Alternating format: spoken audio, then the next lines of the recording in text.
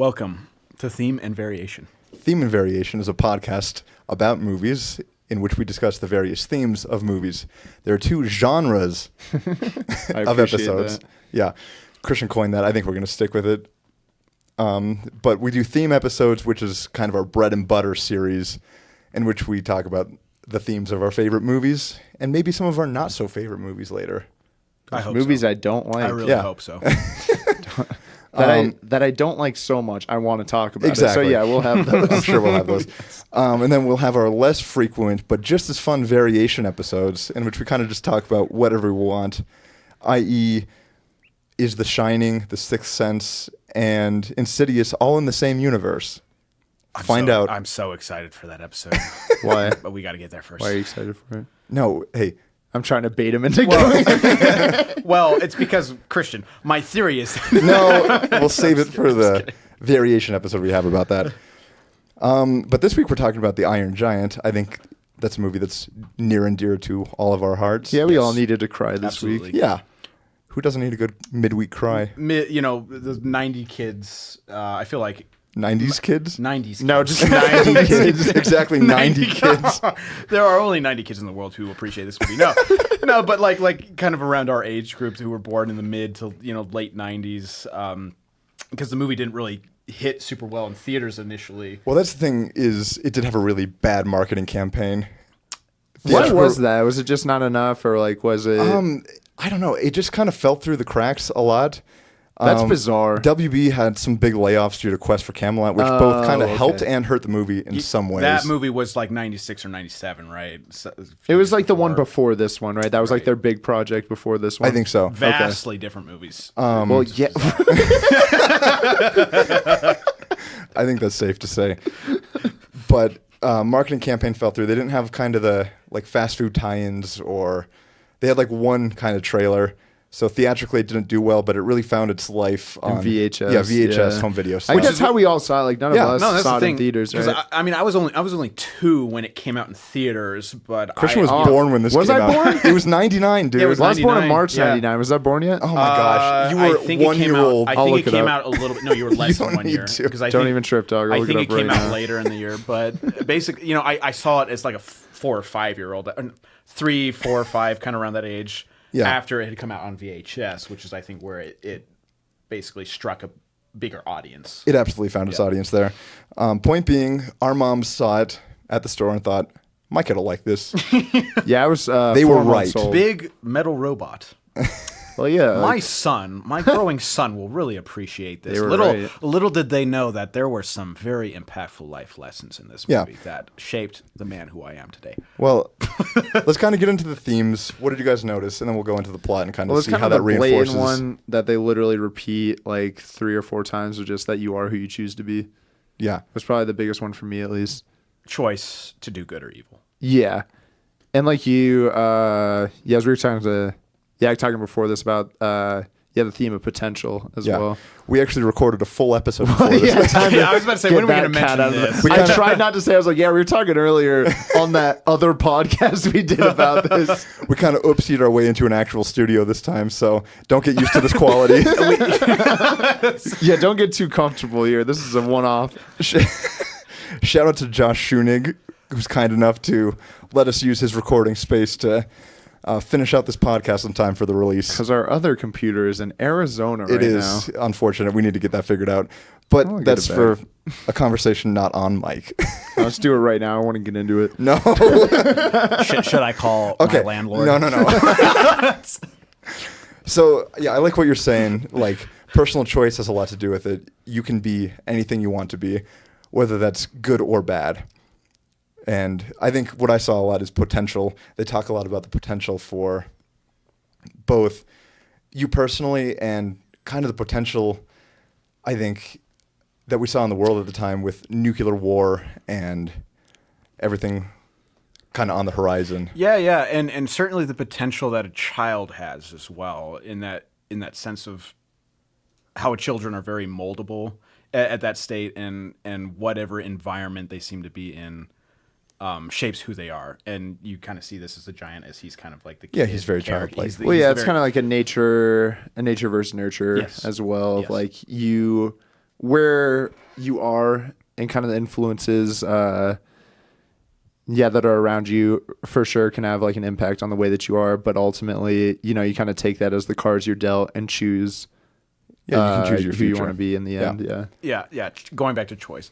What's very interesting is the anti-gun themes in the. Yeah, we can get into that a little later too, but I know that's really personal to Brad Bird too, because I think during production for this, he lost his sister to gun violence. Her ex-husband shot her, and that devastated Bird. And so he kind of got to tweak a little bit of the messaging of the film, and I think his pitch to Warner Brothers at the time was, what if a gun had a soul? Kind of what if a gun didn't want to be a gun?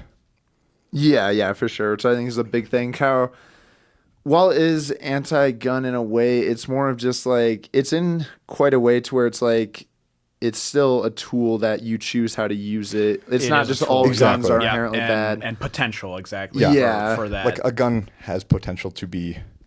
It's not necessarily the Lots gun of things. itself, it's the Yeah, person, it's the person behind the using it. trigger. I think Yeah. with a thing like that as well, because it's a thing with like such great, like it's some huge potential that can literally just like snap away a life, like, you know what I mean? So it's kind of like not only just potential in general, but like how do we like kind of figure out like the potential of something so powerful. Yeah. It's something so powerful left in human hands. Yeah. Yeah. Well, let's kind of get into the plot, and I think we'll see these themes kind of reinforced. I do have a question real quick. Yeah, what's that? My question is, Cole, are you still going to reveal your level 10 joke? Oh, you know it. It wasn't the first time. So if you want to try to take another run at the delivery, like So I guess something we're trying in this podcast is we're gonna rate jokes in a 10 level. We don't Scale. have to. Don't have We to. can. I think we're gonna to. you Okay. started it. Okay. I didn't The rules on this seem to be that the jokes now have ratings. Any inside joke that we make has to be explained, which is a dangerous no more thing inside already. jokes. If you're going to make an inside joke, you better be ready to share it with the class. Share at the class. Yeah, do you have enough for everyone? But so moving on to the plot. Yeah. Well, let's get into that. I think it opens with kind of, you see the giant fall from the sky, land in the ocean, and Earl the boatman. Earl the boatman. Earl the sailor. Schutz, I think, is his name, or Stutz, or something like that. Yeah, somebody read the IMDb. I actually just read the Google cast credits. Wow, you found an even lazier way to do that. You didn't even go to the IMDb. You didn't even click. You didn't even click the first link. Look, I'm doing it right now. I'm looking. Okay, it up, okay. Because I really want to get this name's man right. What? You really? It's very important. This man. What the name of the sailor? Right, I think is what I meant to say. Okay. But we see the giant fall. Earl crashes into him. Earl Stutz. That's it. Yeah. He thinks it's the lighthouse at first. It's not. And then we kind of cut to Hogarth's intro. And we can see early on that he kind of has a pet obsession. He likes to Quite a take bit. care of things. It's his thing. Yeah. He's that guy. He brings a squirrel into the diner that his mom works at, and it gets out. He's and- really excited to show it to Yeah, her as yeah. well. I mean, he's got this real. Well, life kind of about while him he about has this, like, he does what he wants kind of side. Like, he always is like, hey, mom, is this okay? Yeah. Kind of as we see with the pet as well. Like, hey, can we keep it? And she's like, I don't know about this one, Chief. It is a literal squirrel. Well, I don't even think she knows it's a squirrel. It's like she mentions the raccoon. The raccoon. So he has like a I history remember of the bringing raccoons. pets. Yeah. Almost, I think, randomly into the house or into the environment, and she seems to not really approve of this just because it unleashes chaos, and that's almost a hint at what the paranoia. Do you think? I don't think that is saying too much. I think that's Okay. just No, a I think joke it's in just his kind of a movie. character Into moment that. of like Yeah. he likes, to take care of things that It are kind of sets up- wild It's a and kid cheap. thing. Okay. It also And it's- sets up how he is going to be willing to take care of the giant once he finds him later. Right? Yeah. I think it's just more just a character moment for Hogarth. Yeah. But long story short, Squirrel gets out in the diner, and fun chase ensues. Then we get Dean's introduction. Too. He's also in Dean is the coolest character. Dean is He's the so coolest. cool. In he fact, gets all the jazz. He gets literally all the jazz music in the movie is He directed takes it at all. Dean. So what? Because the squirrel gets out of the box that Hogarth. He's kind of brings it just in. following the squirrel. He sees it going across the diner He's through trying to- people's yeah, feet, yeah. and it kind of stops at this guy. we don't need to get That's good. this dude, this really cool dude. He's real cool. But important thing is He's got a soul patch. the sailor from the beginning, Earl. He's also in the diner. Yeah. He's like 100-foot robots. Yeah, he's talking Fucking, to his drinking buddies about it, and they're And calling him a drunk. They're laughing at him. They're And then- calling him fucking dummy, basically. Right. Dean all of a Calling him sudden a big Dean's like, decides to I stand saw up it for him. He's like, too. I saw it too. I think that shows Everyone starts laughing at him. Well, it's just as a character. well, I think you know? kind of the whole scene in the diner is just like a character moment for everyone, for his mom, Yeah, for exactly. Hogarth, and for Dean. I like everyone's introductions. In Yeah, this. it's a great introduction. So shout out to Brad Bird. You got some great introductions, buddy. For Yeah. real though. I mean, it's really great. So yeah, so I'd say the one line that kind of sticks out from Dean is like, yeah, if we don't stick up for the kooks, who will? Yeah. Where it kind of just shows him like being like okay with a lot of the stuff that happens later on. It just kind of he is very like, I don't know, for it being like 1950 whatever. think It's very 1957. open-minded. He kind of yeah. He's an open-minded guy for the time. The term for that is beatnik. He's a Oh, Michael really likes this word. That's literally the term He for it. recently found out the definition. There's so much just pent up stuff from the podcast that we just recorded. Like we've already I spent really 2.5 wanted to share hours that. with this It's- movie, and Michael that was too saying long. that word like 17 times in the length of that. A beatnik, for all those who don't know, is a term used in the Cold War to describe basically what Dean is, a cool, go with the flow type of guy. Okay. We'll go with it. Yeah, so I think we can move on from the diner scene. So we see Annie, Hogarth's mom, tell him, she's going to be working late tonight, so go to bed. So it's just us guys. No, not yet. But Go to bed early, no late night snacks. Cut no to scary movies. I don't think she says that. Twinkies. I swear. I don't think so. Oh No, she we'll does. Go back. She says, we'll go no, back, she and you'll does. get. You're gonna get clipped. You'll get humiliated. I'm getting clipped for trust this. me, I know this. Oh, you'll get She goes, no humiliated. scary movies, no late night movies, no scary movies, No scary snacks. No late night movies. Cut to him, eating Twinkies and watching what we seem as kids scary to see as a movie. scary movie. Yeah, For living the brain. time. Whatever. But Hogarth's TV starts acting up, so he Yeah, goes to it's investigate. on the fritz. Yeah, it's on the fritz. He goes out to investigate in the woods and stumbles upon an The iron giant. 100-foot robot. Yeah. You really, you like I that like line. that You've line said it 3 specifically. times already. I really like it. It's very interesting. Of course, we see a bit of Hogarth's character too. He's very investigative. Yeah. In this scene. I mean, He's a curious kid. Yeah, he's very, very curious. I think he sees that. What is it? He sees the antenna. He sees the antenna, and then he sees the kind whole of thing, like and the he- woods are all run through. I mean, there's just he sees that there's just a giant path almost. an iron giant path.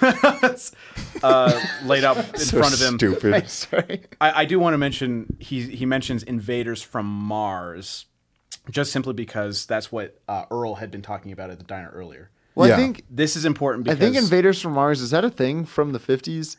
I don't know. I feel like that's like a movie no, or some because shit. I think once Sputnik kind of got into space. That is where it went. It's like, yeah, where exactly did that Once go? it arrived in space. No, I think that became a really centerfold attention of the a big world. And so that's something he said. don't Yeah, even it's know what, invaders like- from Mars. Hogarth repeats that actually. Well, Sputnik is, I think, the And- opening scene. no, it is. Yeah. It actually that's is. the first thing we see is interesting. Sputnik. We do actually see Sputnik. Yeah, because I'm not That's- even sure what would compare to something that big of a deal now. Because space was like, Oh my gosh, I can't even imagine. to kind of break into that realm for the At first that- time. at Like that it'd be the point- equivalent of us going to like another fucking Let's see, because I think the movie dimension, takes place in what, basically. 1956, 1957. 1957, Late Yeah. 50s. So I mean, at that point, we had reached heights of the atmosphere, basically, but no one had ever gone beyond that. This is an enormous. This was deal. before they even sent like the dog to space, right? It was which- just like the first like This is the thing first to break thing out in in space. I think that really sets a lot of the whole Okay, paranoia I was going Yeah. to bring this up because not only is it something up in space, it's a Russian thing up in space. And Russian things yeah. are bad, mind you. which I mean, Somebody we hasn't hear- evolved past 1957. So no, I just wanted to mention that because I think that's what stimulates a lot of what Hogarth's investigative nature is. So he goes out into the woods, and I do want to talk about the score a little bit here because you get I thought you were saying the squirrel. I thought you wanted to go back to the diner scene. Well, pretty much the I don't wanna go score back is that- Russia 1, America 0 as far as the space no, race no, goes. no. This is actually something very interesting. Is you hear almost this military-esque score while Hogarth is preparing to go out to investigate what exactly. Yeah, he's getting ready. He's got his BB gun. He's got his his helmet. Yeah, his whole gear. And so basically, it's like he thinks there's some sort of. It's almost like this is the only moment where Hogarth is buying into the whole. Okay, there's invaders or there's something going on. We get to the point where he goes in the woods. He notices the giant's path. I mean, he sees like there's this enormous break through the trees that you can see. There's even a little shape in the head going. We get to the power station. Yeah. right? Yeah, Okay. it's basically like, he's hungry. Needs to eat some metal. the big metal man Yeah, so- needs to eat metal. So we get to the power station and he almost steps on Hogarth. He crushes his BB gun. He takes a big piece of the metal. We realize, okay, he eats metal, and then he goes for one of the more One of the juicier one- pieces of the metal. one of the more Shiny, electric pieces. Starts getting Electrocuted. shocked, and you actually hear this enormous scream from the giant. It's as very if he's in pain. Yeah, you well, know? it's very As much if kind the of living shows. thing getting electrocuted is in pain. Yeah, it kind of just shows like, hey, this is not just like a machine. This is like, Yeah. I don't know, like it. and it has they- experiences as well. It's just Right. They bring that up. I forget who calls the giant an it, but Hogarth has to say, no, it's a him. That's Yeah. Dean. That's Dean. Yeah, Dean calls him it. Classic So Dean. in this scene, Hogarth initially runs away. He's shocked that he sees. Well, this, I mean, I think the this giant was more shocked. That's so stupid. He was. Oh my god. So no, he's running away, but then he starts hearing again the giant screaming as if he's in pain, and you see As all if of a he's sudden- in pain. and you see Hogarth. As we see him getting electrocuted getting near death death. by a giant power As plant. if this might hurt a little. Hogarth turns back and goes and shuts the whole thing off. So Yeah. the giant Yeah, which stops kind of getting shows how Turns much the he big cares. on-off switch Is to the it's off it's, position. It's not just like a little thing like sparks and giant stuff is flying everywhere. This is like he's knowingly risking his life to go and care for. Oh, this definitely. Thing. Yeah, So I think it's just another bit of a I think character you're right because they moment. actually show debris flying. Yeah, almost like, this hitting is him where he's like- like running around and until he gets to the on and off switch. Yeah, Yeah, So I absolutely. think it's just another little kind of character development thing for him. He's willing to just risk like- his safety yeah. to go save something else. Yes. So he turns I off think the we found switch. another The thing. giant falls over, drops the rock in his throat. Which, as a kid, I thought is what brought him back Yeah, to this is life. what Like I there was a thought, too. direct And again, correlation. Is there any evidence that didn't bring him back to life? This is No, fair. there's It does not. happen immediately after. So yeah, The giant just went. There's a little rock in my throat. I'm gonna wake up now. Okay.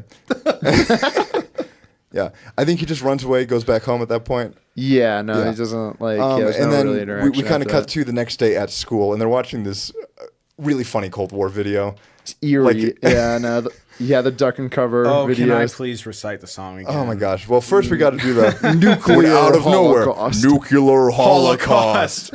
I mean, these things were probably extremely. I mean, they were probably. Well, if shown you in actually every go and school watch in the ones that were US. actually from Yeah, there, these were it's real. basically spot on. Yeah. It's And not- it seems insane to us now, but they're like, how do we explain this imminent threat to like 9-year-olds? And that's kind of the best they could come up with. Hide under your desk from the nuclear bomb. Yeah. No, I think they actually show us a cut in that where like the bomb like falls on the Yeah. school, but that kid is okay underneath. They're his under the desk. or Yeah. something. Fucking bombs legally so can't it's like, touch it's you like if you're this under a fa- desk. It's like It's this a false law. promise that you can actually survive something like this if it happens. It's like, Well, yeah, I don't and again, that's real. That's not just a joke in the movie. no, seriously, yeah. But yeah, if you want to recite it, Yeah, go just for do it it now. now. Hands over your head, keep low on the ground. Duck under cover, the bombs are coming down. Duck and cover, and then it's just pans into- Nuclear holocaust. I think that was a. So anyways, we catch some of the other kids talking about the Yes. incident that Earl Stutz, the sailor. Yeah, Earl's rumors are getting around at this point. But each kid kind of has his own version of the story. Yeah. But they all come to the same conclusion, Yep. and that is that they need to bomb it to Nuke it. smithereens. Destroy Yeah. it. Destroy It it. needs to be destroyed. Which- and this plays Because into the it's themes. different. Yeah, but I don't know if we mentioned this, but kind of the themes of ignorance and kind of ignorance causing violence. Yeah, I think Like- that's a huge thing, is just like how it's kind of just a cycle of like not understanding things leads to fear, leads to escalation, leads to some sort of action that's usually not necessarily usually very destructive, but kind of the seed starts with just not understanding, or starts with that fear. You see something that, again, has the potential to be really powerful. I think them showing it all the way from the kids all the way up until like the military and kind of the agents there shows that's very just a human It's a thing. human trait. No, it is absolutely. Yeah, People have it's this train of thought from school kids all the way up to the higher ups in the U.S. government. It's a little scary. It is. I think it paints a pretty clear picture, though. No, Yeah. And an accurate picture at that as well. absolutely. Which I think is almost another theme of this, is just kind of paranoia and fear and the things Yeah, that absolutely. it can do. I think then we get a follow-up scene with Earl and Dean, and he's telling Dean about the big metal man he saw, and he's telling him that he keeps telling him that he called somebody in the government, and Dean tells him, who would they even call, Earl? Enter Kent Mansley. Kent Mansley's He works for the government. Yeah. Very important detail. He does work for the government, indeed. They don't really say it, so No, they I don't think mention we'll it throw a whole in here. lot. I guess they don't, but he does. Michael, this seems to be your favorite character. What do you think of his intro? Oh, he's not my favorite character. talk about He's him so much. He's just so funny, man. He's just so funny. I feel like I've been saying that for so long. I work for the government. So his introduction, let's see. Okay, he's at the scene, or he's at the destroyed the power plant. The power plant, yeah. He's going around with this construction worker. They're talking about kind of what happened. What's interesting, the construction worker mentions it's as if something had bitten it all off, you know. And Kent Mansley seems very unbelievable of all this stuff. He even mentions how, you know, big things happen in big places, and Rockwell, Maine is a very small place. So That makes that guy's- he's really almost not listening at all. Makes to that what guy's this saying. mustache go flaccid. He goes back to his car. Yes, literally the animation. His for words that. Yeah. drain the blood out of that man's mustache. Literally, he goes back to his car, and half of it is gone. Oh my god! That's Yeah. where we get the. His car is a big bite That's where we taken get out of it. that great quote. And so he runs away. He's trying. He I goes think get the guy. he finds Hogarth's crushed BB gun at this point. Hog too. hug. No, not yet. He once they come back, or no, he does, because he was. Yeah. I think he was about to put that in the car. He Yeah. goes, oh my god! Yeah, big old bite taken out of his car. Comes And back. this is the thing I want to bring up too is Yeah. every car Kent has in this gets destroyed in one way or another. It does. Every car he drives I think gets that, ruined. I think that is. I think so. Yeah. I'm not probably sure if some- it's supposed to mean anything, but No, just it's kind of some like a huge little. thematic thing that we're all too dumb to get. I Yeah, guarantee it. I mean, Mansley is the character. I'm not going to try to go too much into that, but it is definitely something that consistently happens enough that Yeah. there's something significant about that. So yeah, no, so because he found the BB gun that Hogarth brought with him during that scene. It got smashed. Yeah, it got stepped on. So Didn't quite say the full name, but yeah, Hogarth's name is on the stock of the gun. Said Hog Hug. Hog hug. Hug. So after Kent's introduction, Hogarth goes and tries to get a picture of the giant. Yeah. Because he's, again, pretty curious about what he'd witnessed the night before. He waits kind of all day. He brings a piece of scrap metal for him to Right. eat, because he sees that he eats metal, you know? Big metal man. That's interesting. He Big like metal put man that eats together metal. initially. Yeah, he eats metal. He brought him a piece of metal. Again, Hogarth's kind of curious character, wanting to get a picture of it, starts taking pictures of himself. Yeah, because and that'll he was be getting important kind of for later. Well, I He mean, was he's a he was kid, kind of you getting know? he was kind of getting He's bored. bored. He's there waiting. for hours, probably. Then we get to the point where Hogarth is asleep, but he hears something, wakes him up, and he's like ready with his camera. Mm-hmm. The piece of metal is moved and actually bent. He looks up and he sees the giant.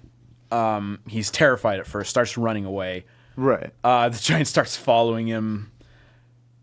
what is it? He hits a branch. He hits a branch, Kind of gets knocked gets a bloody out nose. for a little bit. Are we going to bring this up? No. Bring it up. Okay, briefly, Michael claims to have never gotten a bloody nose in his whole I life. have never had a bloody and nose. nobody believes him because that's stupid. I sure don't it's believe literally, him. it's literally. It's literally what? A lie? No, You could say that, could, and that would be true. You could look this up. You guys made me get so angry to the point where I actually looked this up because there's actually a large portion of people who don't get bloody noses. It's. You know what there's also a large portion of? Liars. Anyways. It's okay. You can come clean right now on the podcast. Yeah, you do it on air. On I mic. don't Okay, mind. I've never had a bloody nose in my entire life. Okay. You You decided to keep become that facade dirty. Up, that's fine. Okay. Anyway, at this point, Hogarth falls down. I think the giant sits down too in front of him. Yeah. So Hogarth kind of scuttles away in fear, but the giant just kind of starts to imitate whatever Hogarth is doing. Because He's it's then learning from revealed him. that the giant is aware that he's the one that saved him from, like the electrocution at the plant. Yeah. No, you're right. Hogarth So he has is like, the okay, I on-off guess you're not switch. going to hurt me. Because, again, he just kind of sees the giant's imitating whatever he's doing. The giant reaches over, drops that on and off switch, Yeah. and then I think Hogarth that's meant to puts it together. communicate, I know you saved Yeah, me. and then Hogarth goes, you saw me save you. And Yeah. then This the is kind of the giant- scene where he's teaching him words, where he's like, "This is a rock," whatever.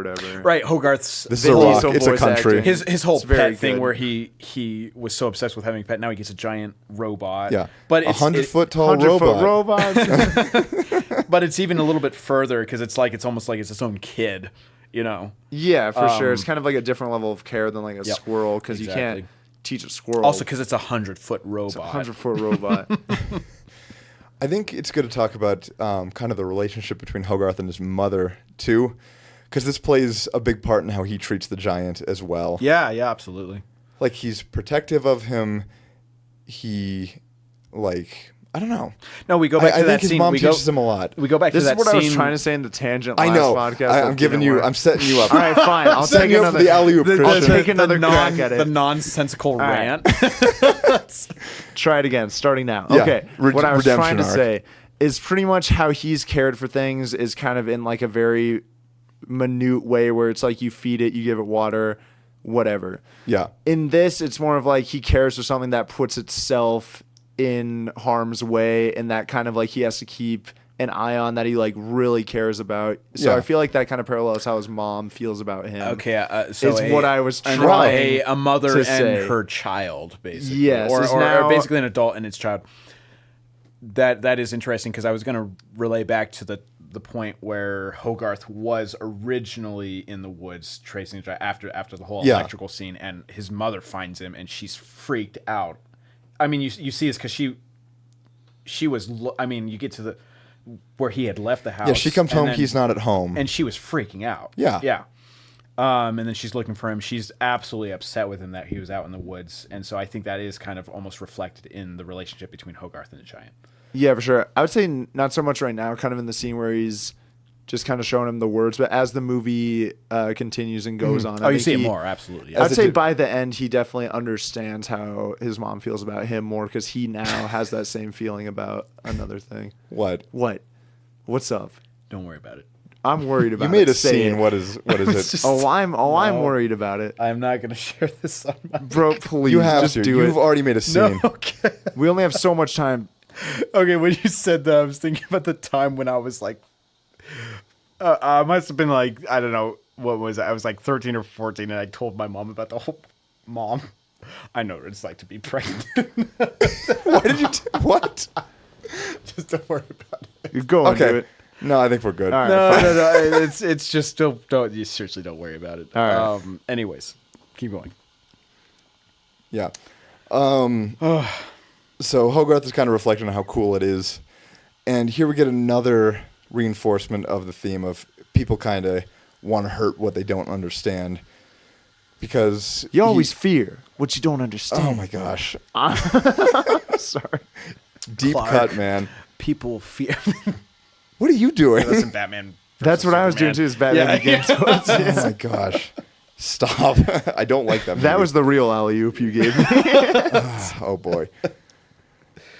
Okay. But he says they're gonna wig out when they see you. you don't want to wig out. That's what makes them shoot at you.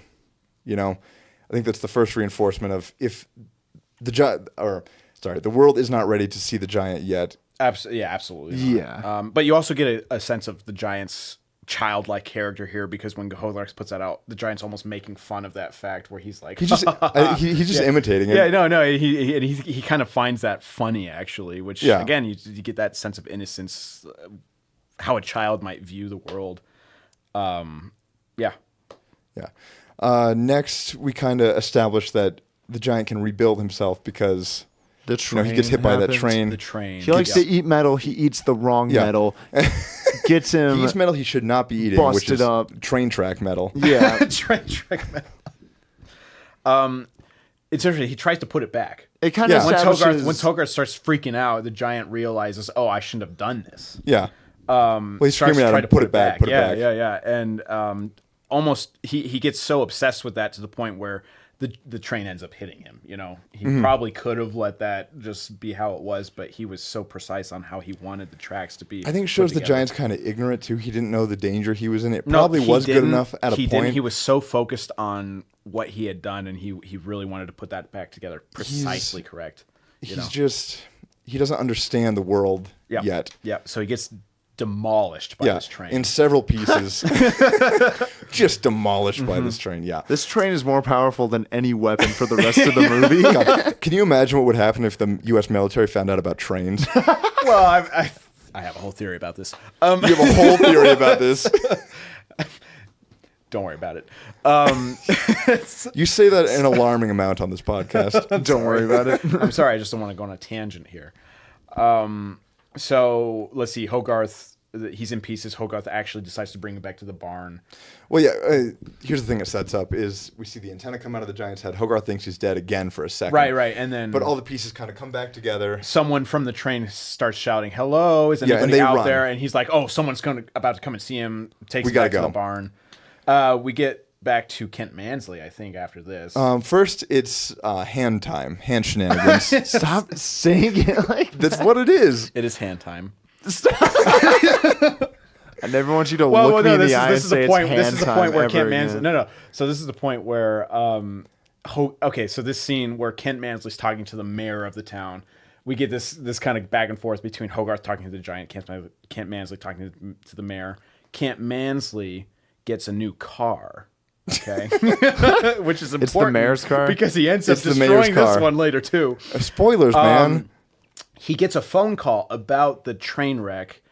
Goes to the site of the crash. This is where we start to see also the giant start to put itself back together. Yeah. Hogarth then goes in. I think he's having dinner with his mother. Yeah, but he puts himself together. They hide him in the barn. Yep. Kent Mansley's goodbye to Hogarth, no hand. Yeah, Kent Mansley is investigating the train situation, asks where he can get to a telephone because he once again encounters a person who claims that there was a giant metal man who basically stops caused this whole accident.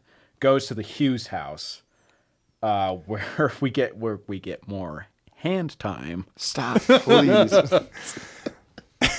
There's every Christian, other word. I have it written in my notes as hand shenanigans. What else can I say? You put your right hand out. What? Okay. Your right. Anyway, giant's hand not connected to him. It follows Hogarth into the house, and he's just trying to get it out before his mom sees it. Yes. And hilarity ensues. He's trying to watch TV. So this is another thing that you mentioned. Actually, it's each part of the giant seems to be like his own personality. This is important later. So that the hand kind of embodies the giant's personality. It's still fully him. Yeah, it is. It's just like one piece of him. Figuring out what it's doing in the house. It actually ends up watching TV too. I have more to say about this later, I think. Okay. But we can... Yeah. Point being, I think the giant isn't just the giant when he's fully formed. No. It's every bit of him is a part of him. Yeah. Hogarth gets to the door. He's about to get the giant out, but appears Kent Mansley. He works for the government. This is where we get that first. Kent Mansley worked for the government. Hogarth shuts the door. The hands actually disappeared once again, and so Hogarth opens the door. We get Kent Mansley, and then I think Hogarth's mom comes to the door. That's where we kind of get this interaction. Yeah, that's not super important. Okay. I think next he goes and reads him some bedtime stories. Yeah, which they're is in the I bar think now. holds some of the most important thematic weight. Yeah, Well, it's kind of the where he first brings the kind of comics introduction out. of Yeah. the theme. Superman and Atomo. Atomo. The metal man, Atomo. which the Giant seems to take more interest in initially. Just but because then- he relates to the image of it looking yeah, no, like because him. he's the metal, and I think the Giant saw that kind of in himself. But then Hogarth reassures him, "No, you're the good guy. Yeah. You're Superman." Superman. I'm going to cry. You know, what do you guys? Should we expand a little bit on that scene? Like, what? Well, yeah, because this is where the first thing of like, kind of just where it comes in about like you choose who you are, and it doesn't matter like what you think you are. And, yeah, no, I kind of relate to like where he first sees like, oh, Atomo kind of looks like me. He's like, no, you're not like him. Like you're the good guy, and it kind of gives him like the choice of you don't always have to just like go with what you think just because it's like close to you. Like you can actually choose to I agree, to divert a and different also a route. reflection of again that kind of parent-child relationship Hogarth has with the Giant, where he's Hogarth is influencing that kind of moldable character that a Giant has as kind of that childlike. No, you're not this. You're the hero. Then we discover the Giant's hungry. They go out and try to find some more metal. Yes. Let me see. Yeah, they're going to look for more metal. Yeah. I think at that point they end up way on top of a hill, and they can see the whole town from up there. And Hogarth is explaining to the Giant, like, this is Rockwell, and the Giant really wants to go into town, and he has to stop him from going in there. Well, Hogarth kind of builds it up. He's like, Yeah, really it's excited. really This cool. I used to live right down there, and then he starts just marching down to that point. Hogarth Rockwell. stops. Just stomping into town. Again, Yeah, Vin no. Diesel in the booth because Rockwell. Well, yeah, it's just a whole get it out nother of my thing head. of kind of like the Fun fact: how Vin he's Diesel- childlike and kind of naive and just like wants to experience the world that he's just landed in and stuff. And I can't. Yeah, I feel like that's kind of just like the first part of it is him just like kind of wanting to take in as much of the world as he can. Yeah, And, yeah, and like for Hogarth and Dean to kind of be like, okay, like this stuff, yeah, sure, go for it. Other stuff, like you gotta watch out. Like he has no concept of danger at the moment. yeah, he's naive to how the Yeah. world is gonna see him, because so far Hogarth is pretty much his only real interaction yet, and Hogarth has been really kind to He's a him chill and dude. understanding. Yeah, Yeah. but I think something to point out too is, although Hogarth is really kind, he's not as naive as the Giant. He understands how the world works. He understands how the world's going to see him if he just marches down into the city square.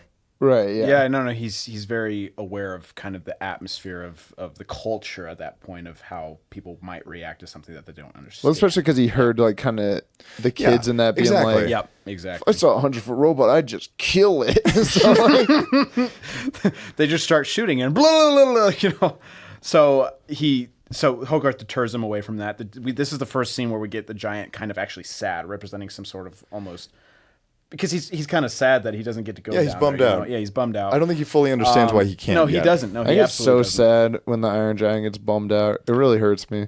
Yeah, to it's see a bummer, him in man. that way. No, it is kind of just depressing. Like, damn, you know? Iron Giant, I just want to People give you could the be world. innocent. Anyway. it's like, so they get to the point where they find an abandoned car on the Yes. side of the road.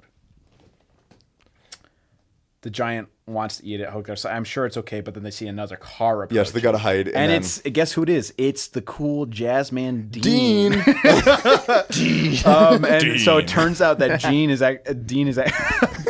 actually a scrap man. Hogarth, He's a scrap man. Not the thing. only Yeah, is no, he like a really ju- cool, he's a scrap man. Scrap man is not a term. It is now. I think that's actually what he is. He's a scrap He's man. a scrap man. Junk man. Junkyard. Don't think anybody is called that. I'm sorry. Trash man. No. Dean owns has a like, junkyard. He has a junkyard. He owns a junkyard. He takes all these, abandoned cars and stuff. Hogarth puts that together.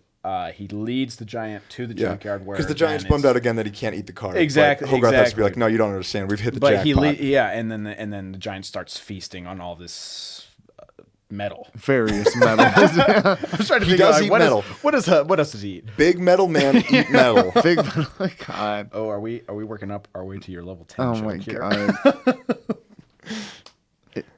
Anyway, Yeah, he's eating a lot of metal. yeah, he's eating the metal. He is eating that metal. So then after that, he eats a bunch of metal.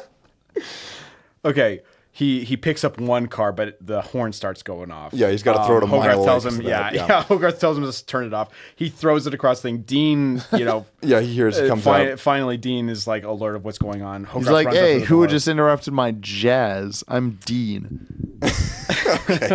That's exactly what he says. I think that's a direct I think quote. that's an exact quote. Anyway. But yeah, I think this is where we get another thematic kind of, what's the word? A reinforcement. Sure. Because Dean has another talk with, he invites Hogarth inside, and they share a cup of coffee together. Cup of espresso. This Yeah, is this like isn't just regular coffee. Coffeezilla. Coffeezilla. But Hogarth kind of expresses to him that he doesn't really fit in at school and whatnot, because people think he's like, I don't know, almost holier than thou. Well, he's kind talking of. about that, and also with his mom, where she's like, "Yeah, you're not being stimulated enough," and kind of like his mom also kind of trying to force who he is and who he should be. Yeah, people are trying to ascribe his identity to him. Which gets Dean to say like, "You're not what these people think you should be," and this is the first time it's actually said, "You are who you choose to be." Yep. Yeah. Yeah, I think then Hogarth can relay that to the giant too. Yeah, it's definitely a big 'Cause deal he for has him. that in his head too, but I think Dean really reinforces that in him. Yeah, maybe Hogarth didn't fully realize that until Dean kind of. I think this said movie it. is a lot about the influences you take from other people. Too. Yeah. Again, that. Oh, for sure. Yeah. And the trickle down effect Again, that that has. idea, that potential of, Yeah. of who is going to put that idea into your head, or who, or what environment you're raised in, like your parents, how they raise you. Well, I think it's a big deal because, like, when you're watching a kid's movie, like, the parents are usually watching it with them. So I almost thought it was, like, a message for the parents, too, of, like, hey, even these, like, little things, like, they matter Yeah. for who your kid is almost Yeah. going to turn Yeah, into. no, that's Because I was going to say, Hogarth learns a lot from both Dean and his mom throughout the story of the movie, and then he passed that on to the giant as well. Right, yeah, for sure. So I So- think that was kind of a moment, not only for just, like, the theme in that, but almost kind of like a message for the parents as well in this movie. Yeah, that's good. I think then, how does Dean see the giant at first? Oh, he's terrified. Yeah.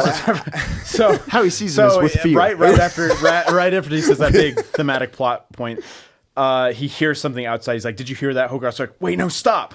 Again, He's like, "We got to get out of here." like He picks Hogarth's up trying to- Hogarth. Yeah. Yeah, trying to And protect him the 'cause he's giant a thinks he's trying to, giant- like, steal him, No, basically. this is the first like He's aggressive reaction we get from the giant. I think this is foreshadowing for later too. Oh, He will be absolutely. aggressive if he sees Hogarth is absolutely. in danger. He's so attached to Hogarth at this point that so he thinks Dean is taking him away or whatever.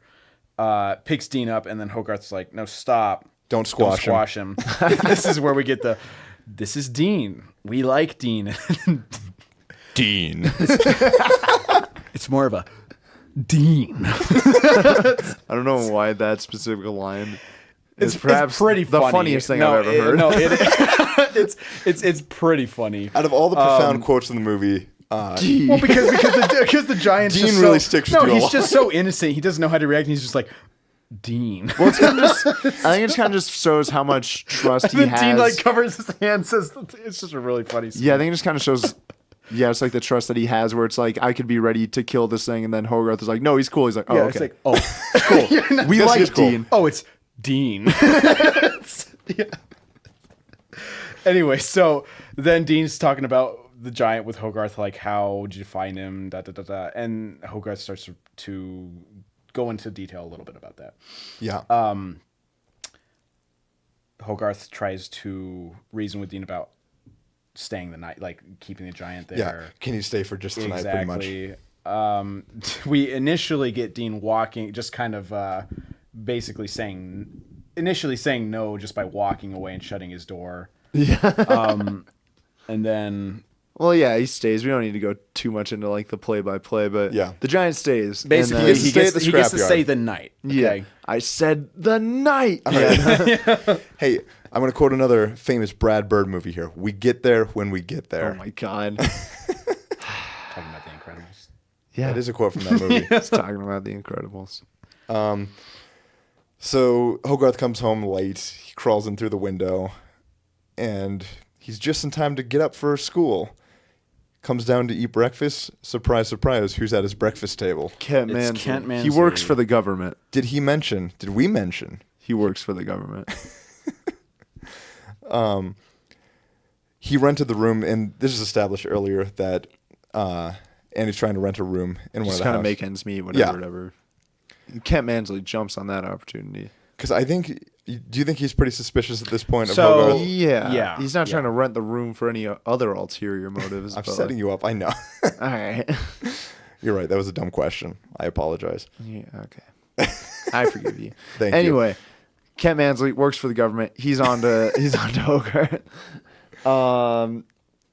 I don't think there's like the full on interrogation scene yet. It's just kind of No, that's way This is later. where No, it's no. like, hey champ, way. hey sport, you see anything Yeah. Well, crazy? his mom is like, hey, why don't you take Mr. Mansley out on the town, show him around? Yeah, and there's no reasonable way he can say no without being like, oh mom, this guy's onto the 100-foot robot I have in the scrapyard. So he kind of has to just go along with it and take Yeah. him out.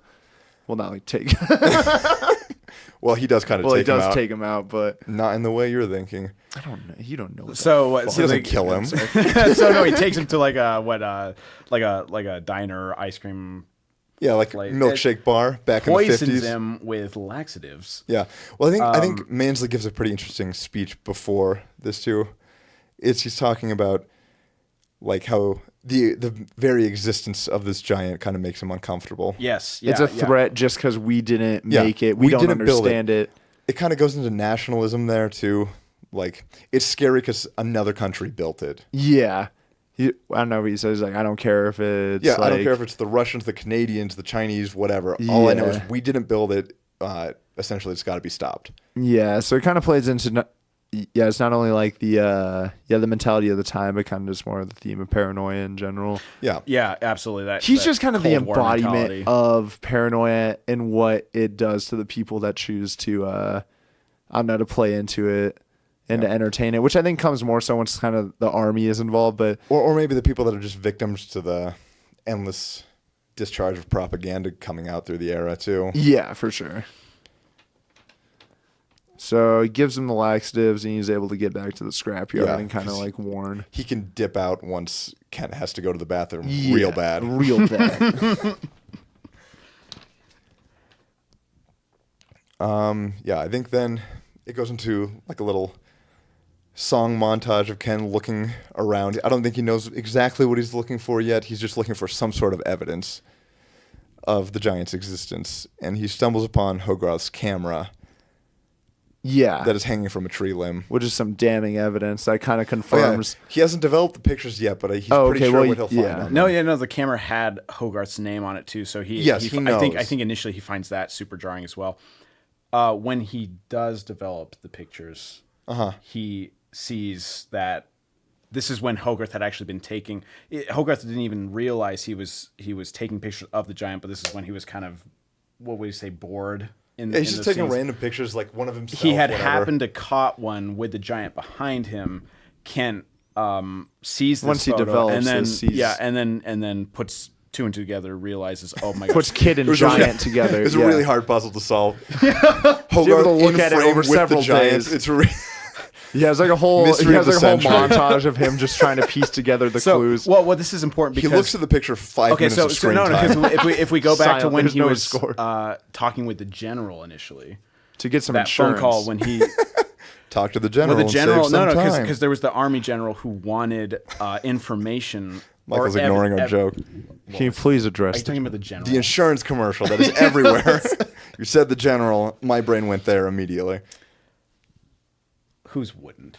You think we can get the general to sponsor this? I don't want to jump the gun too quickly, but yeah, do you think if we just say that we are, that they'll end up just kind of going with it to Eventually, they'll avoid the start paying us and embarrassment? be like, "Well, I thought they were on our payroll. I thought we authorized this. I think that's the right way to go. Yeah, we'll bring it up every single episode from now on.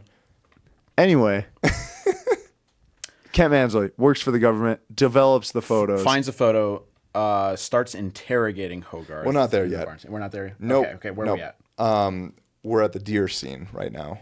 Oh, okay. That happens first. That is right before. Cool. So Hogarth and the giant are taking a little stroll through the woods, chilling out. Yeah. And He has do they a little, just hear it? Yeah. No, they hear well, it. first he has this, I think this is important too. He has an interaction with the deer first. Okay, They kind yeah, of develop yeah, a for little sure. bit of a bond, you know. He He's a sticks his finger gentle out. giant? Yeah. if you will. Some might call him that. He sticks his finger out. The deer smells his finger, you know. He It's gets like, to, that smells like metal. I'm a deer. I'm going to dip. I don't like metal very much. I'm a deer. But it runs off. You hear the gunshot. The giant comes up, like, just to see what's going on. Scares the hunters off. They drop their guns. Yeah, And- because they're like 100-foot robot. No, get this the is fuck out of here. this is the first time the You are giant. stuck on that line, cheated. Christian. Any chance I So get. this is the first time the giant encounters a weapon Yeah. or a gun, and he kind of enters into this trance where he. Yeah, you see his eyes narrow. Yeah, You see, yeah. like, he's remembering something. Something is clicking with him when he sees this gun. And I mean, he looks almost menacing because it gets a zoom in on his face, and you realize he's reacting to the gun. Yeah, exactly. In some very aggressive way, almost. Hogarth snaps him out of it. He says, "Hey, what's going on?" And he's like, "Oh, gun."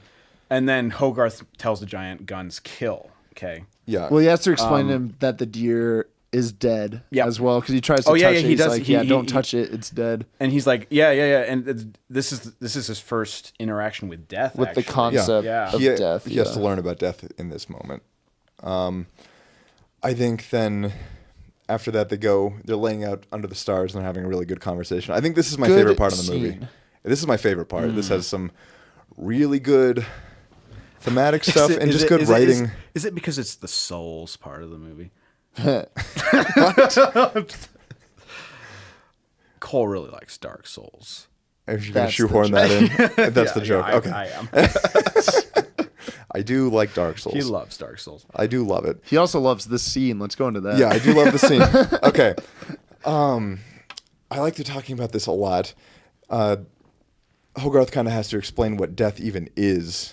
And the giant starts asking, like, are you going to die? Well, that's what he asked first. Is Yeah. he's not worried about himself. He's worried about this kid that he's like Yeah. formed a very strong bond with as It's, well. yeah, Like, are probably you gonna someday. die? And then he asks, will he die? And it's like, well, I don't know. You're made of metal. But Maybe. you have feelings and you think about things. So And you then he's have like, a he's soul. got a soul, Yeah. yeah, and souls don't die. Yeah. But this is the thing as well, where he says that it's bad to kill, but it's not bad to die. Yeah, I think that's my favorite line in the movie is Some deep shit. really deep stuff For a kid's movie. Yeah, Yeah. for real. Just like 4-year-old you sitting there absorbing, it's bad to kill, but it's not bad to die. Yeah. Well, I think it really works for like not only for just the movie, but kind of as you said, kind of the production got pretty, pretty shifted through the A lot of loss the messages his, changed the due loss to- of his sister. Yeah, absolutely. That personal tragedy in his life. Yeah, and I think that is kind of just like I don't know, like a very for him as well as for the audience that has experienced like anything like similar. It's a very kind of comforting thing. Like we all die. It's part of life, and it's not a bad thing. Yeah. I think it's great foreshadowing for the end of the movie, too, because Yeah. you can see the giant internalize this as It's well. not bad to die. Yeah, it's bad to kill. Yeah. Yeah, Exactly. absolutely. And we'll kind of get into that later. I'm sure we'll bring that up again at the ending scene. We get there when we get there. We get there when we get there. That was also an Incredibles reference. It's the same one. quote. It's the same reference. Michael, I just want to make sure. you just wanted to make sure. What does that mean? Oh, I just wanted to make sure. Well, yep, you were right. You made sure. You did it. You made sure. Same one. Moving on. But the last thing to do is to talk about the soul in this, too. Yeah. And what Hogarth describes that as is a soul is something that is in all good things. And it goes on. Yeah, it goes on forever. Souls don't die. Yes. I think then, Kent's developed the picture at this point too. So he knows that Hogarth has been hiding the giant. Yeah. This is where he starts to. Yes, this is where he confronts him. The I think interrogation Hogarth of comes home from this conversation. Just us guys tonight. And he ends up trapping him in the barn and shines a light in his face. So he starts threatening him with. He says he works for the government. I can do whatever really I hard want. for your family. I can basically make it so hard for your mother that we have to it take you seems away. as if we have to take you away. This breaks Hogarth to the point where he actually he doesn't want to get taken away from his mom. Of course, absolutely. So Hogarth reluctantly admits where the giant has been hanging. Yeah, he tells Kent that he's at the junkyard.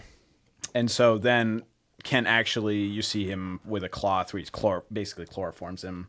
Yeah, basically chloroforms him. He fully chloroforms him. He fully chloroforms a I don't know what else he would have used, but he puts the kid to sleep. Okay, with chloroform in a literal sense. So we get to Hogarth waking up from that poisoning. He overhears Kent talking with the general about insurance rates. I'm sorry. Stop saying I know there's not a better word, but. No, he's talking with the general about where the giant is, and he finally has evidence for it as well. Yeah. We get the impression that the general's going to show up with, military force. The army. Then we get the stare down between the two of them. Yeah, they're both trying to not go to bed first because Kent is waiting there for the army. Why would Kent not just chloroform him again? I don't. That's actually a good question. There, and I think if Kent tried to advance on him, Hogarth would probably scream at that point. This is fair. And his jig would be up. Fair enough. Possibly.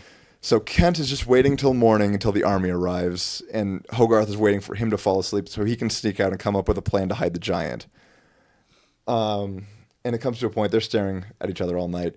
Hogarth turns over and appears to go to sleep, so Kent lets his guard down a little bit, and he ends up falling asleep. Kent wakes up in the morning. He sees Hogarth is allegedly asleep. His helmet and stuff is still facing away from him. Then you see him walk in front of the door. Hey, good morning, Kent. Yeah. So he got out in the middle of the night and kind of fixed the situation. We'll find out. So the army's overtaken the front yard, and the general is still kind of reluctant to believe him, but he showed up because the evidence is there at this point. Exactly. So they go over to Dean's scrapyard.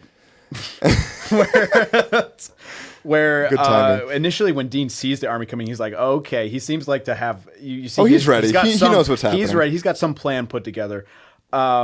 Basically, he's talking to Kent, and he's even got this story all put together where, Well, when the general confronts him, he's not even like shooken up about it. And they actually the metal man. He doesn't know. Oh, yeah, the giant metal man. Oh, the metal man. Yeah. I'll take you to him right now. Yeah, exactly.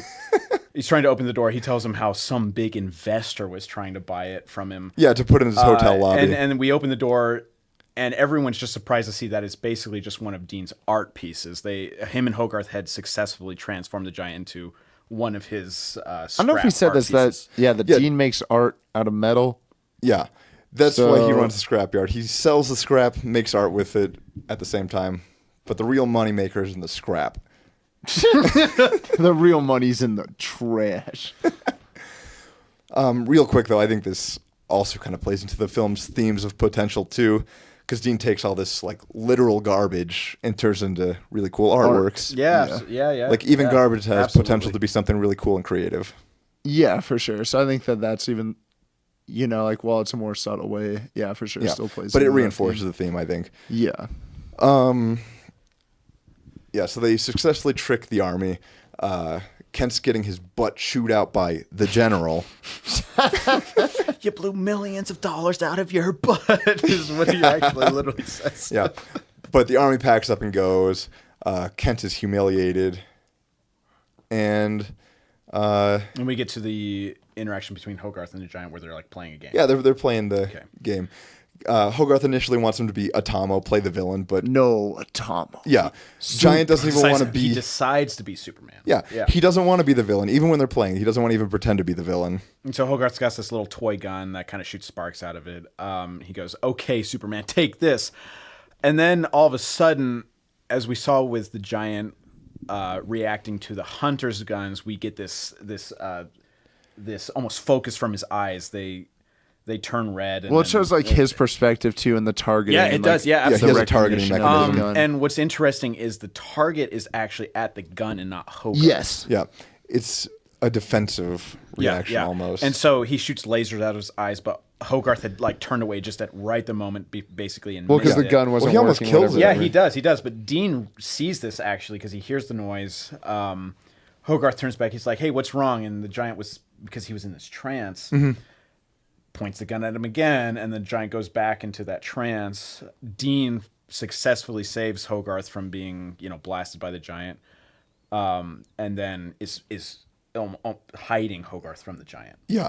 And the giant comes back down from this kind of deranged state he's in. Yep.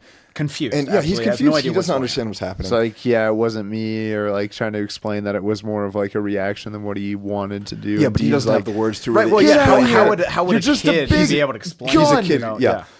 Your gun that walks around. Yeah, but yeah, I guess that's important too. Dean literally calls him a gun that walks around. He calls him a gun. Yeah. This is very And upsetting. I for the think, giant. well, I think this He runs away. This is yeah. important too because Hogarth had just explained to him that guns kill. Yep. And he understands what death is now, and I don't think he wants to be that at all. It's basically the worst thing he's experienced. Yeah. Too, of like, hey, he's kind of introduced all this life and things are good. He's and the the thing that takes it away, he's like, that's him. yeah, Yeah. absolutely. So that's pretty fucking rough. Yeah, it is. So he runs away and he sees these kids that Yeah, are in the town dangling square, they're dangling from a building by the binocs. by the binocs. By the Stop calling them that. Binoculars. Well, no, they had like fallen off the building somehow, Yeah, but the they're- giant saves them. Well, they're hanging, They're by, hanging the by the binoculars, strap. the They fall. And the giant They fall, actually the giant catches hears them. this.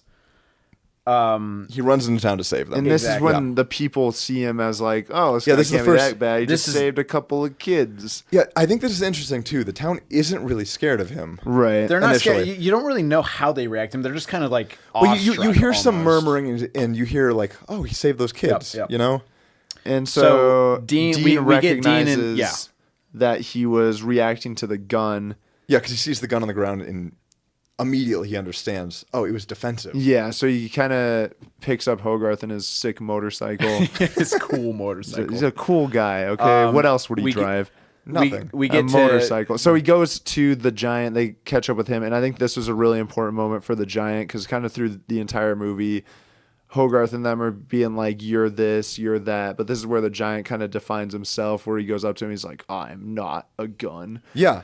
And Yeah, exactly. I think that that's kind of an important moment for him, and like you are what you choose to be. Whereas he's had kind of all these things tell him what he is, and whether it's good or bad, this is kind of the first moment where he's like, "All right, I'm this." Yeah. Yeah. Exactly. Yeah, I really like the "I am not a gun" line from the giant too. Sick.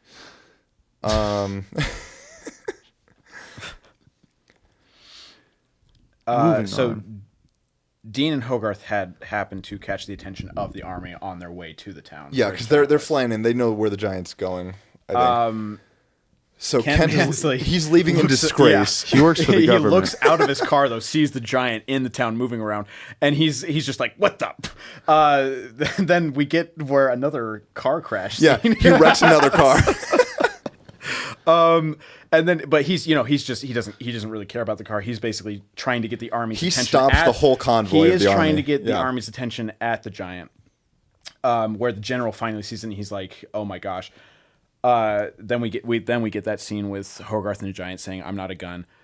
All of a sudden, The army comes yeah, up. the army comes. We Knock, get knock. this It's the missile United hits States the Army. giant, and he actually lets out a scream of pain. Yeah. Army What do you opens mean? fire. on You him. always seem to be actually like, lets out a no, scream I of mean- pain I when he gets mean- hit by I a know, missile. but like through the entire thing, you're like, it's almost as if He has he's feelings. What I guess we've already gotten to that point, but it's, We're at it's the end of the fantastic. movie. I find it a very interesting thing how How Big Metal Man has feeling. well no how as a voice actor Vin Diesel really represents the pain of the giant. He screams. he's Well, he does. No, it's just very impactful. I think I don't know. I find that very impactful. yeah, sure, but I'm just okay. You yes. say you phrase it like it's almost like he's in pain. He's Okay, in that's pain. not how I mean to say it. He is in pain. Okay, cool.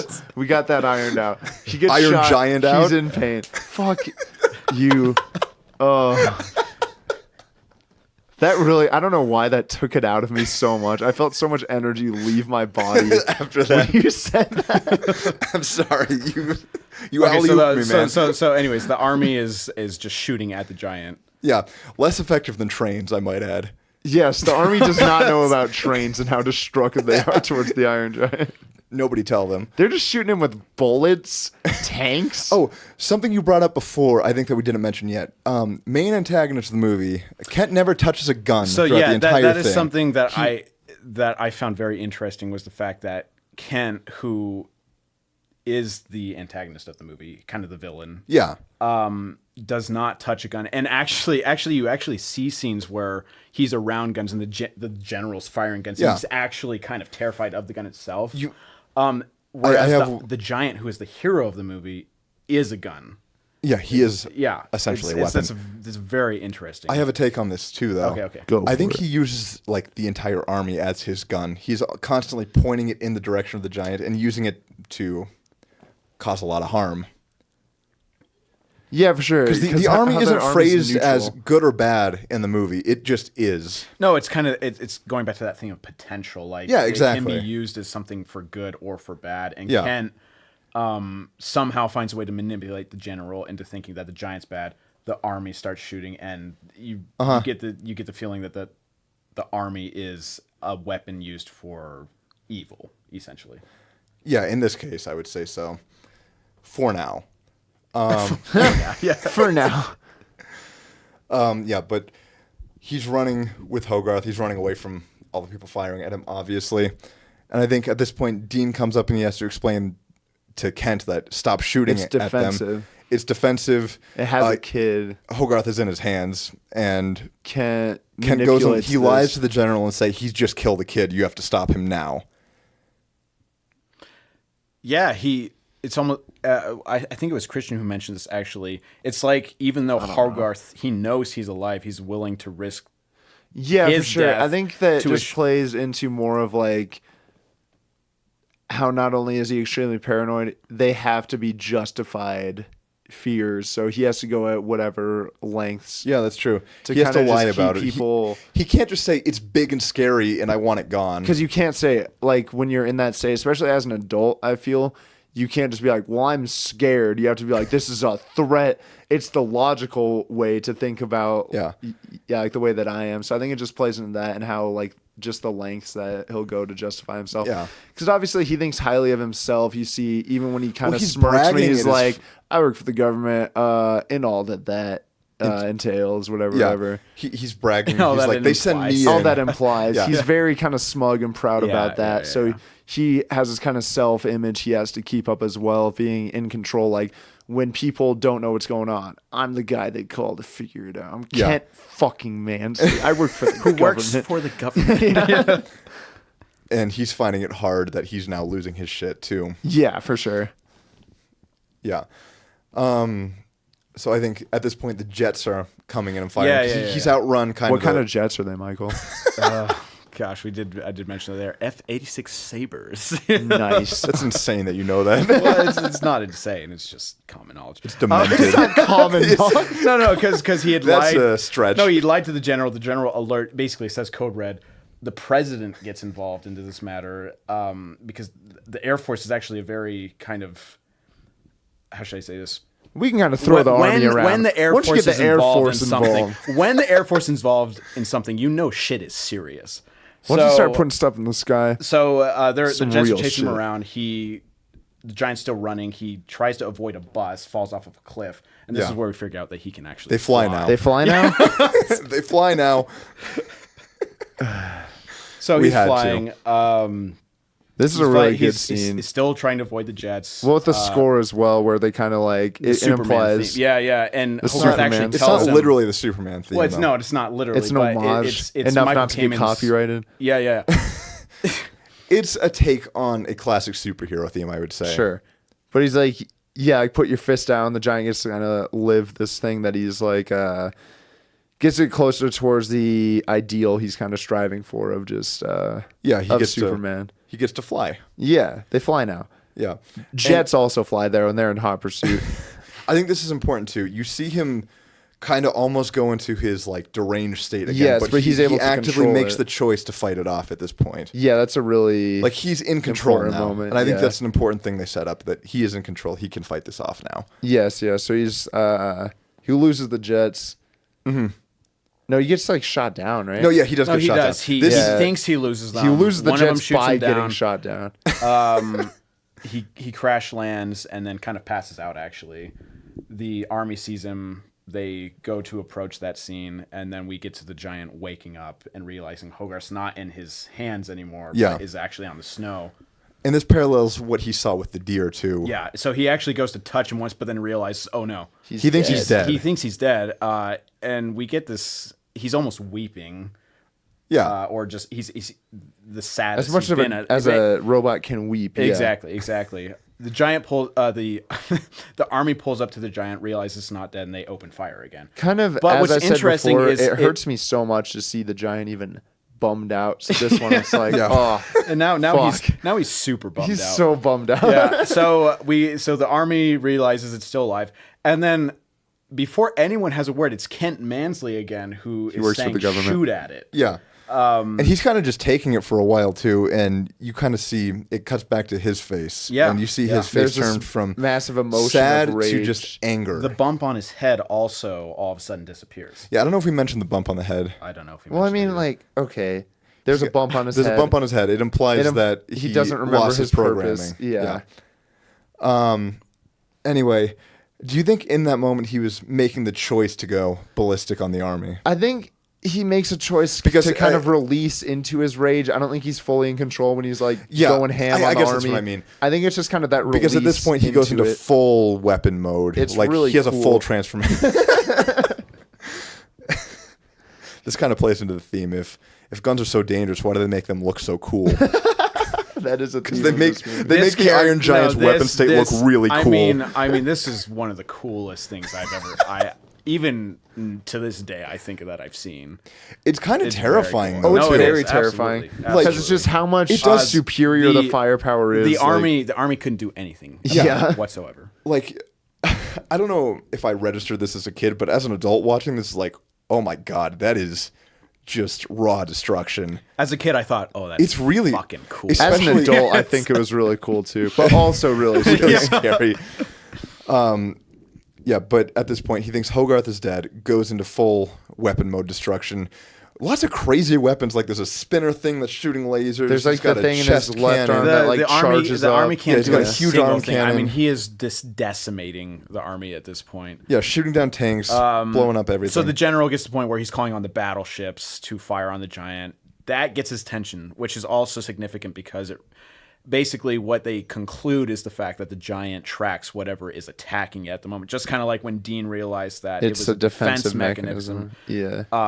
he was targeting the gun. So then we get to the point where Dean and Annie had picked up Hogarth, realizing he wasn't completely dead. that he Yeah. was just He's unconscious, but it'll be okay. the they're giant has driving- made its way back into the town square again. Exactly. They're trying to get to a hospital. They get stopped by the army, who's blocked off all the roads. Yeah, 'cause the you know, giant's the giant's been being raging through crazy in the town. Yeah, yeah. Running amok. And then like we're trying to get him to this boy to the hospital. What boy? Hogarth is out of the car again, and he's running towards the giant. because he just cares so much about it. Yeah, it's his best friend at this point. The giant. Then this is where he's charging up his The chest beam. weapon. Oh my It's gosh, so that one's cool, nuts. but also so scary. Yeah. This also before this, before the giant had I guess it was right after the giant had started targeting the battleships. Kent Mansley mentions the bomb. He also mentions he works for the government. Maybe. I don't know. I don't think we he might does have to that. go we'll back have and to go check. back I and don't check. think. I don't think he ever actually mentions he works No, for the no. At government. that point, we forgot to mention Kent Works for the Mansley because Okay. you can't say Kent without Mansley. You can. He mentions the bomb because nothing that they had The at that point nuclear that was bomb. working. The general's kind of We have The the atomic bomb. bomb. Shocked, The yeah. atomo bomb. Atomo. Yeah. No Atomo. Yeah, so that gets mentioned, and I think the general tells him, "What, you want us to bomb ourselves?" It's like, no, we can Foreshadowing. lure him away. Oh yeah, because he only attacks what's attacking Yeah, we can him. lure Kent's original plan is Which to for lure some him reason away they're from like, the let's. city. It, We'll the consider thought that. isn't not, oh, let's stop attacking him. Then let's keep attacking him, but in a way we want him to be, so we can attack him even harder. It's the thought instead. Yeah. But yeah, so Yeah. So the battleships are on the coast. this is when Hogarth kind of comes up to him. Yeah, while he's in his- at him at this point. The giant's about to fire his giant chest. I thought, no, it's his plasma arm thing. beam. No, it's the chest. Dude, thing. I swear. I will I fight you on just this watched one. this. I will fight you on this one. sorry, I'll what is- fight you what back. is Where the- what he's pointing at Hogarth when No, he's no, trying no. to calm You're him missing down. what I'm saying. Oh, okay, maybe. He's going to shoot the battleship with his chest chest thing. thing. Oh, okay, my bad. Yeah. Yes, you're right. Yeah, and Hogarth gets his attention. That makes him miss the battleship. Yes, and we But see you the power. you see the plasma bolt miss, like by a mile, and then it just sends this whole shock wave. Oh God! And you It's just really see- cool. It is really sick. Terrifying though. Yeah. Yeah, but he sees Hogarth. He points the big arm cannon at him. Yeah, okay, this is where. Okay, Yeah. yeah, I was wrong. And I love the voice acting performance in this. From Hogarth? Yeah. Yeah, it's very. Who- I don't know who it is. Very good, though. We should probably know. We should probably know that's a failure on our part. Are you looking it up right now? I'm looking it up. Oh right my now. gosh. What are we just going to Yeah, stall got it. until he pulls up the I got IMDb? it right Yeah, of here. course you It's got it right Eli Marianthal. Yeah. Well, the performance from Eli Marianthal is Top notch. S yeah, tier. You hear Felt his that. voice crack. He's terrified too. He's sad Well, to it's see that his just friend that doing mix this. of like care and like I might die right Yeah, now. Well, yeah, Yeah, because is the giant's very- pointing his giant cannon right Yeah. at his him. iron giant cannon. He at tells him. him, "Guns kill. You are not a gun. You are Yeah. what you choose to be. Yes. You choose. Choose." and, he's And that's like, what snaps him out of "Hogarth." the trance. Actually. Yeah. Yes. Yeah. He comes back after that, but the army's not In a ready bit to, of a pickle. I guess not even just the army. Kent's not ready to let this go yet. Kent Mansley. It's not because gonna let this go. Hogarth tells him, "We got to show him you're good now," and he carries him up to the army.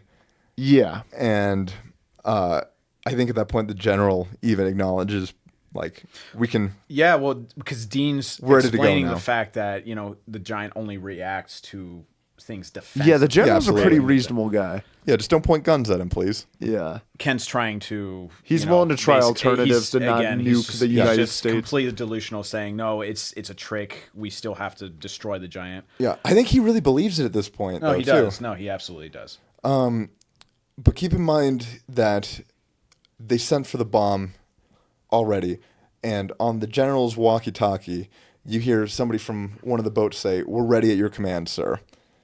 And Kent grabs the walkie-talkie and says, "Fire it Fire the now." missiles now. Yeah, And they're like, bet, and push the button. And yeah, they just push it. yeah, and then there's the meme line of The missile tracked to the giant's location. Where's the giant, Mansley? Oh, we can duck and cover. This kid.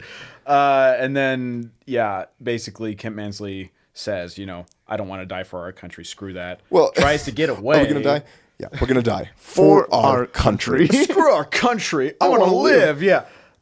Tries to get away. The giant stops him, actually. Another car that Kent Mansley crashes. Literally, no, that's a funny thing. It's a bit really. That's something I never noticed until you pointed that It's out. such a stupid thing I He- noticed. no, I don't even seriously, know why he that- crashes every single car that he's driving.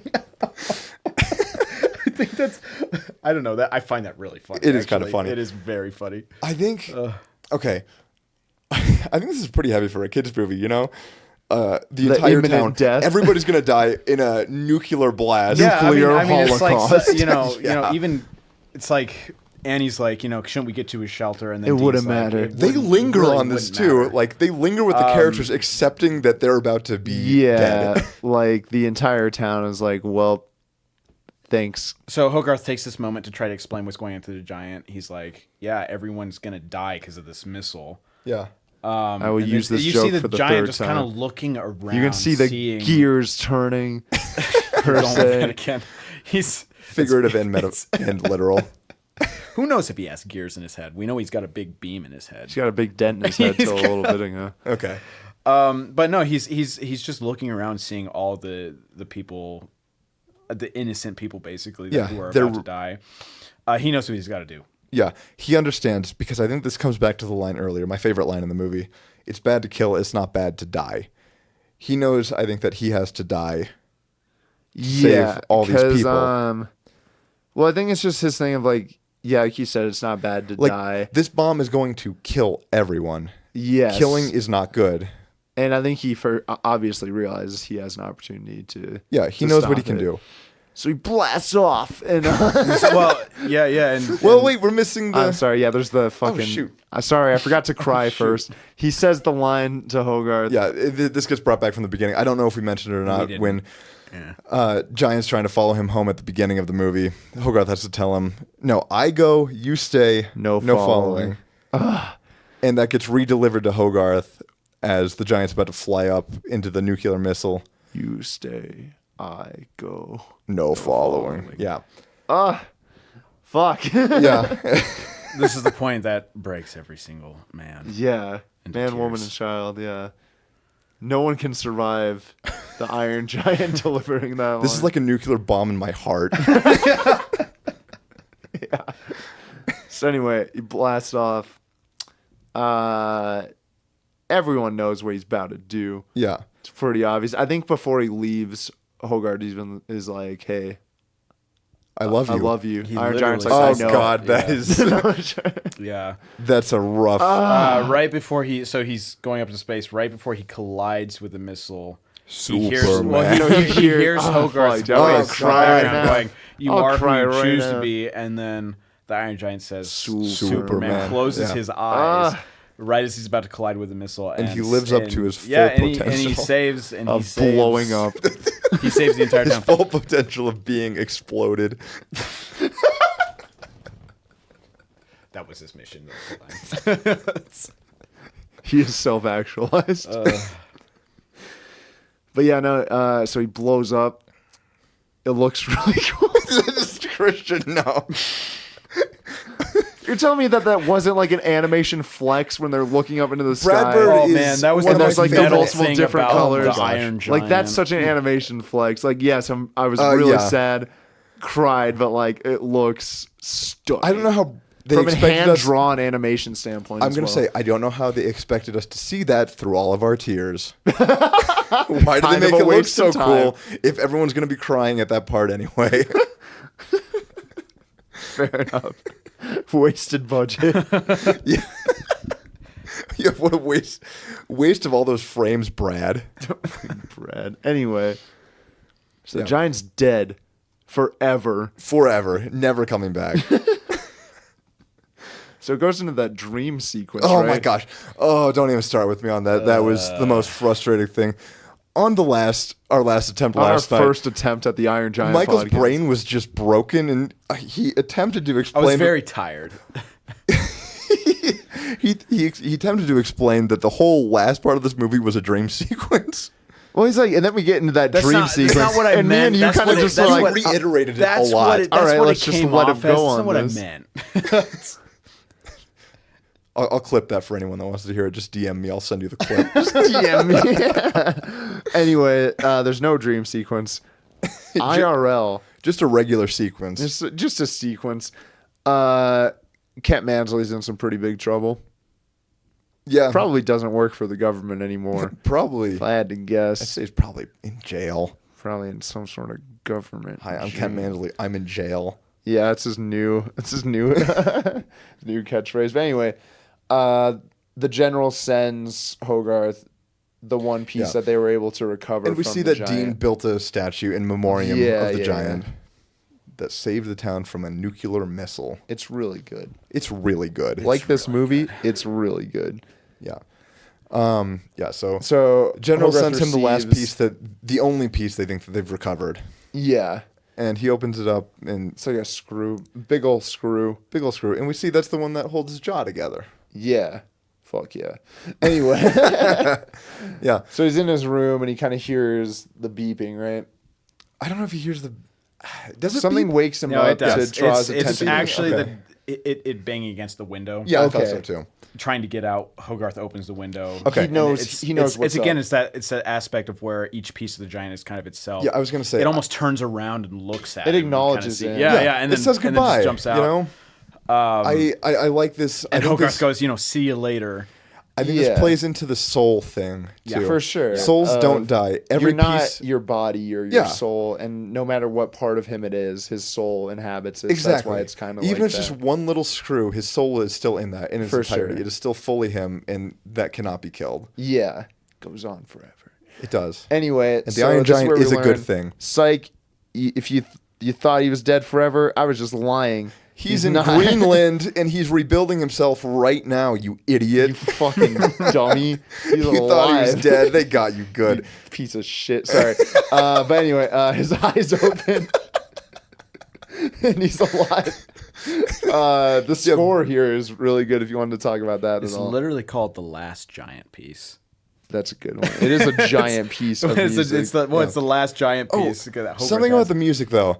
Pete Townsend actually made a rock opera for this, and they were going to use the songs in the movie. Do you think that would have been good or bad? Bad. It would have been. I think it It would wouldn't be have fit. distracting as fuck, I Yeah. think. So 'Cause that's I think there's so much characterization and like little tidbits to explain plot that Michael I came assume this in- is because it's a rock opera. It's pretty narrative, right?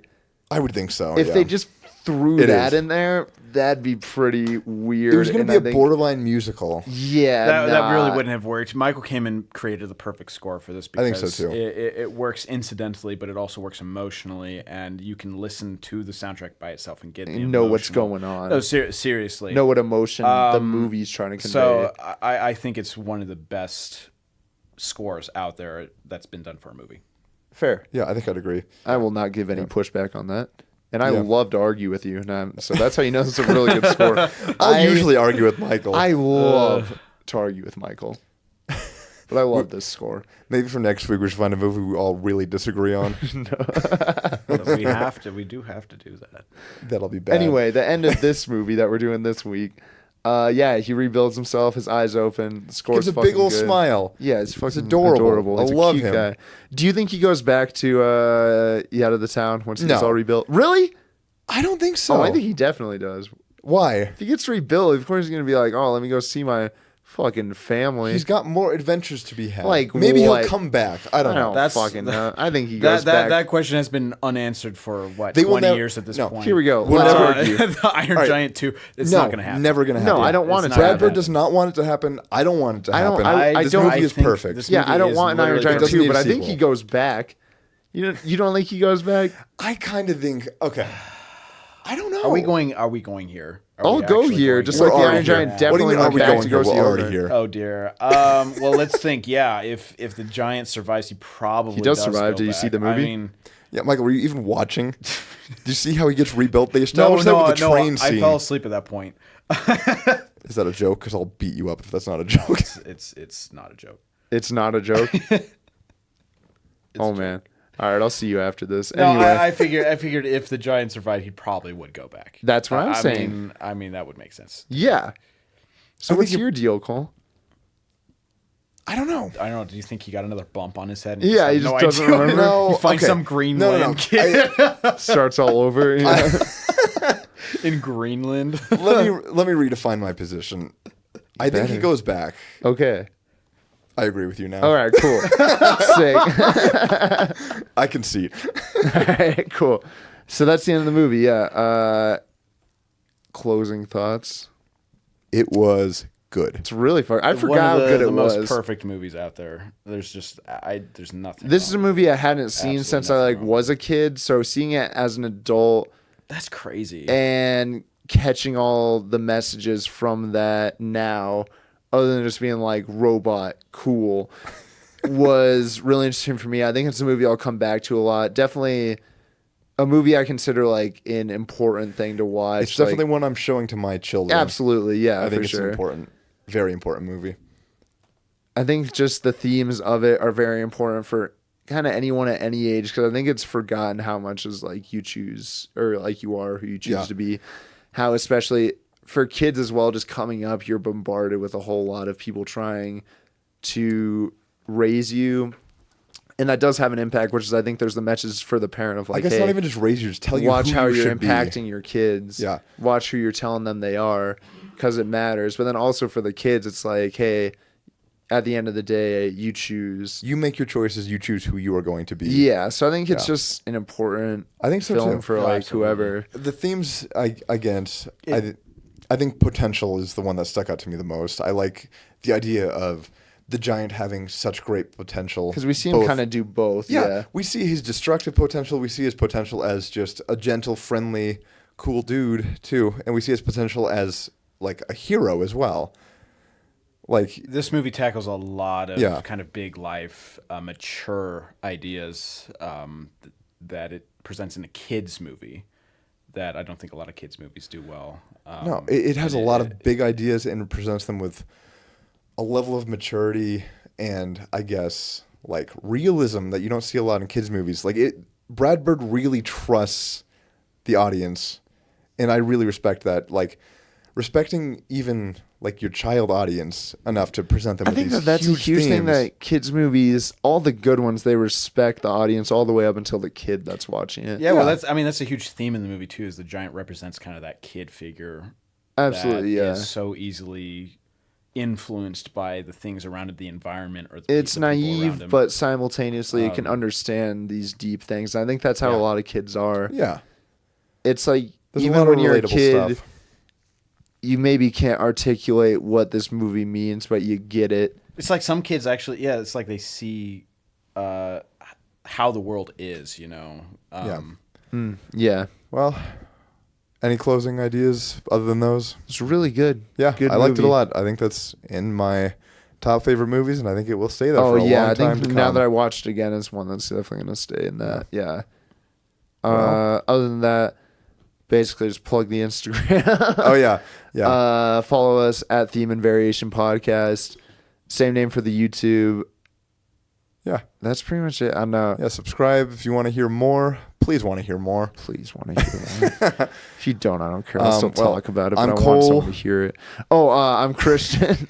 I'm Michael. And this has been Theme and Variation. I wanted to say it. Well, fuck you. Say it next time. All right, I will. All right, thank you.